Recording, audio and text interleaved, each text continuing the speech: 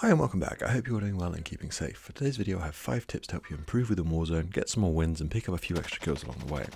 The gameplay in the background is a win in trios with the M13 and some chap's lovely Damascus camo MP5 that I picked up. I haven't grinded that one out yet and it might be a bit of a challenge for me to do without the full version of the game, so probably won't be getting that one anytime soon, although it does look very nice.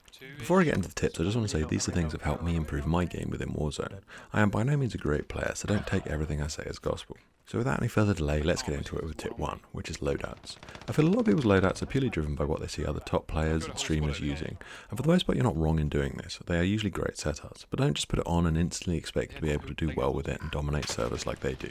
It's far better to find what works best for you. There's no point in running something like the commando grip on a weapon if you struggle with its vertical recoil control, just because a top player says it works best for them. It's better to find what works best for you. It's also a good idea to find one gun you really like and stick with it. Learn how to master that weapon's recoil pattern. Don't just go with what objectively is the best weapon at the time. It might not be the best weapon for you. It's far better sticking with your good old M4 for example, rather than changing to the new flavour of the month all the time.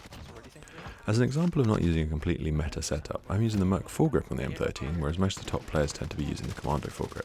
As a side note, this was before I knew it gave me a movement speed buff, so now there's even more reason for me to be using this over the Commando grip. This is partly because the Commando grip reduces your movement speed by about 2%, where the Merc foregrip buffs it by about 4% in the current sandbox. And the main reason that I've selected this attachment over the Commando foregrip is I find there isn't an awful lot of horizontal recoil on the M13, and reducing the vertical recoil a little bit more allows me to focus on tracking of players and lining up headshots, which are invaluable within Warzone, especially on the M13 as it has a slightly lower damage model than the rest of the 5.56 rifles.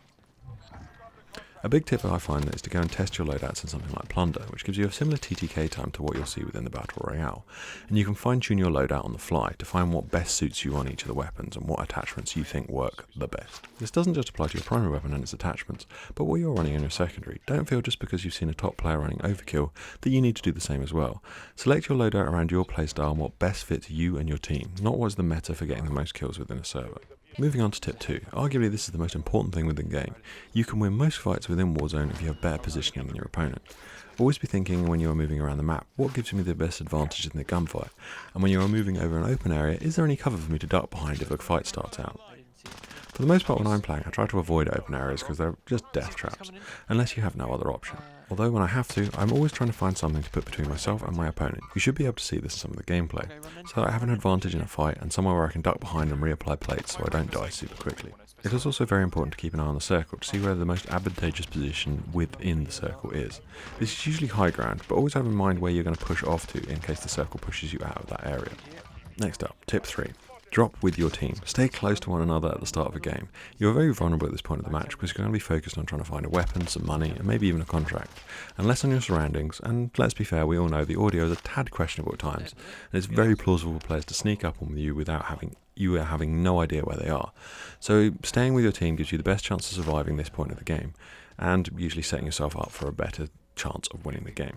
This also helps you avoid the Gulag, and I'm not sure about you, but I cannot stand going into the Gulag at the moment. I cannot wait for them to change the weapons over to something away from the sniper rifles.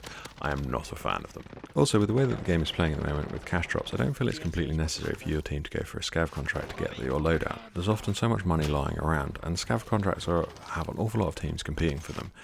It's usually better to go to a building near the contract, pick up a weapon, set yourself up nicely, and then you'll be able to net yourself some really easy kills, as the team who won the contract are going to be usually very weak after they've won that first engagement. Next up is tip 4, and I feel this is also hugely important, and I see a lot of people getting killed because of this, and it's making sure you pick your engagements correctly, and don't just shoot for the sake of shooting as soon as you see another player. Make sure you can get that kill or a down on that player, and you're not just going to allow them to duck behind cover, plate back up, and then re-engage with you.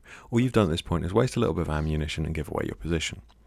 It's also often best to make sure you're aware where the entire rest of the enemy team is, and you're not going to be caught out with the engagement when you see one person and the rest of the team have got a clear line of sight on you. It's also very important to let your team know that you're going to start a fight, so they don't get caught with their pants down in the middle of an open field, or looting something where they can't help you if the fight goes wrong for you. This also ties quite heavily into tip 2 with positioning. Don't engage if they have cover and you don't. If they haven't seen you, move somewhere where you have the advantage within that fight. They don't necessarily know where you are, but you now know exactly where they're holding or where they're going to have to be pushing out of. Finally, tip 5, communication and callouts. This ties into all my previous tips and gives you the best chance of winning your match of Warzone with your squad. Also, make sure you use the compass on the top of your screen. I see very few people using this feature. One of the worst qualities you can give is there is a team right in front of me. It's far more beneficial for you to say there's a team east of me.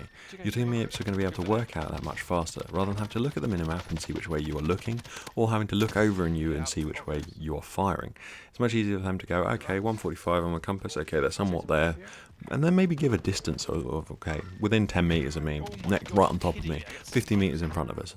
This makes it so much easier for them to work out whether they need to run over to you quickly or whether they've got a bit of time to try and find a bit of cover or flanking route around them. Also, within your squad, make sure everyone knows your callouts, the names of the buildings that you're using. There's no point in giving a callout for a building, for example, there's a squad on the backside of electrical. If they have no idea where electrical is, have an established set of callouts for you to be using in every game. Obviously, this is not always completely possible if you're not playing with the same group every time, but try and have something sort of similar along that.